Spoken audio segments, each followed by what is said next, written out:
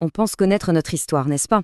Mais en y regardant de plus près, on voit des fissures, des ondes d'ombre. Alors aujourd'hui, on va s'aventurer dans ces anomalies, ces indices qui, mis bout à bout, suggèrent que l'histoire qu'on nous raconte n'est peut-être qu'un tout petit fragment de la réalité.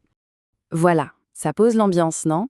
L'idée que l'histoire, elle a ses secrets, des vérités qui sont là juste sous nos pieds, enfouies sous des tonnes de temps et d'oubli, et qui attendent juste qu'on vienne les déterrer. Et ça, c'est la question qui fâche.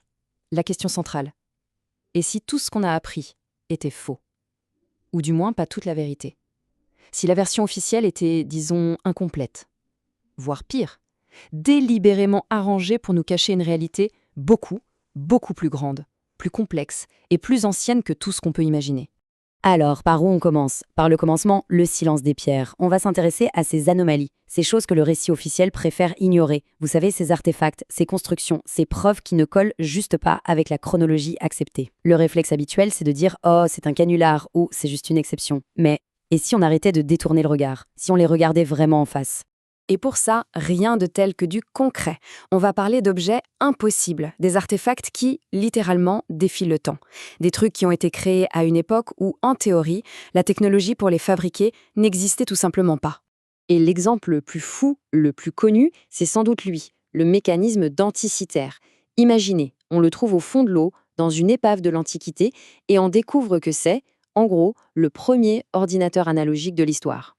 Le mystère est juste vertigineux. On parle d'un objet qui a plus de 2000 ans, avec des dizaines de roues dentées en bronze, d'une précision mais chirurgicale. Et cette machine, elle pouvait prédire les éclipses, les mouvements du Soleil, de la Lune, des planètes. Et le plus dingue, après ça, plus rien, le vide. Cette technologie disparaît complètement pendant plus de 1000 ans. Comment c'est possible?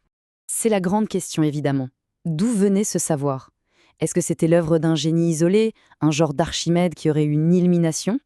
Ou est-ce que c'est le seul vestige qu'on a retrouvé d'une tradition technologique bien plus avancée, qu'on a tout simplement oubliée? Allez, on quitte la mécanique pour le papier. Et croyez-moi, une simple carte peut être tout aussi déroutante. On parle de la carte de Piri Reis. À première vue, c'est une vieille carte, mais en y regardant bien, elle montre des choses qu'on a découvertes des siècles plus tard. Le truc le plus incroyable, c'est l'Antarctique. Déjà, le continent a été officiellement découvert 300 ans après la création de la carte. Mais ce n'est pas tout. La carte le montre sans sa calotte glaciaire. On y voit le tracé des côtes, des montagnes, des rivières, des détails qu'on a pu confirmer qu'au XXe siècle avec nos radars super sophistiqués. C'est fou.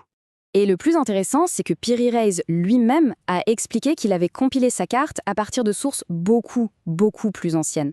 Des cartes qui ont aujourd'hui disparu. Ça ouvre une porte incroyable, non? L'idée qu'une civilisation avant nous ait pu cartographier le monde entier avec une précision qu'on a mis des siècles à réatteindre. Qui les écoute? Face à des énigmes pareilles, la question reste entière. Qui prend le temps d'écouter ces petits bugs dans la matrice de notre histoire? Ces voix qui chuchotent l'existence d'un passé oublié. Bon, on a parlé d'objets. Maintenant, changeons d'échelle. Parlons de mondes disparus, des traces de peuples entiers, de lieux qui ont été effacés. Des êtres qui ne figurent pas dans les livres d'histoire, mais dont on retrouve l'écho partout, dans nos mythes les plus anciens et dans des ruines qui défient toute explication. Prenez les squelettes de géants. Là, le clash est total.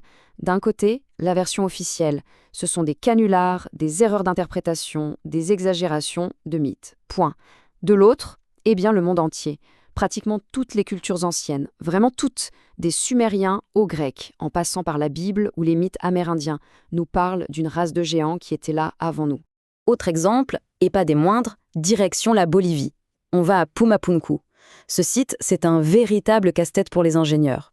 Ce n'est même pas juste une ruine, c'est comme un jeu de construction, mais avec des pièces impossibles à fabriquer. Imaginez des blocs de granit et de diorite, des roches super dures, qui pèsent plus de 100 tonnes chacun. Et ces blocs sont taillés avec une précision au millimètre près. Ils s'emboîtent parfaitement, comme des Legos géants. L'explication officielle, c'est l'œuvre de la civilisation Tiwanaku, avec des outils en pierre et en bois. Mais sérieusement, beaucoup d'experts vous diront que c'est matériellement impossible. Qui les écoute? Encore une fois.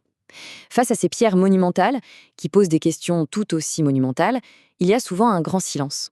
Qui tend vraiment l'oreille pour comprendre ce que ces ruines essaient de nous raconter sur les vraies capacités de ceux qui nous ont précédés? Et tout ça, ça nous amène à une idée encore plus vertigineuse, celle d'un savoir oublié, On ne parle plus juste d'objets ou de bâtiments, mais de pans entiers de connaissances, de technologies qui auraient été complètement effacées de notre mémoire collective. On pense tout de suite à l'Atlantide, bien sûr, mais ce n'est que la plus connue. Absolument partout sur la planète, on retrouve ces mythes de civilisations englouties, de mondes avancés détruits par un cataclysme. Alors, simple coïncidence? Ou est-ce que c'est le souvenir lointain, fragmenté, d'un événement qui s'est réellement produit? Et si ce savoir perdu reposait sur des principes qu'on commence à peine à redécouvrir aujourd'hui? Prenons la technologie sonore. L'idée d'utiliser les vibrations, les fréquences. Regardez les grottes de Barabar en Inde. L'intérieur est poli comme un miroir, avec une précision qu'on ne s'explique pas. Et à cause de ça, l'acoustique à l'intérieur est extraordinaire. Chaque son est amplifié, résonne d'une manière unique. Et si le but, ce n'était pas de faire joli? Si ces grottes étaient en fait des machines sonores? Maintenant, il est temps de prendre encore plus de recul. L'abîme du temps. Parce que toutes ces anomalies, aussi folles soient-elles, ne sont peut-être que la surface des choses, la toute petite pointe de l'iceberg. Pour vraiment comprendre, il faut se confronter à l'immensité du temps géologique. C'est vertigineux. Une question se pose alors.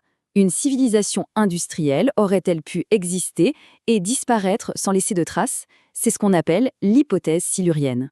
L'idée est assez simple en fait.